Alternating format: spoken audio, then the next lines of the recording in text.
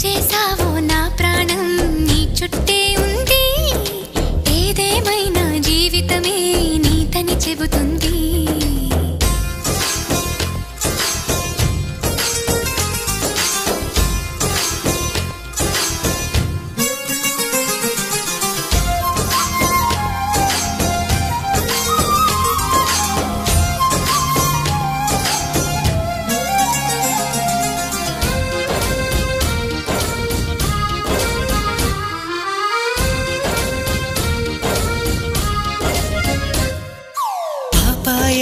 నా ముందు కుదురుగా కూర్చుంటే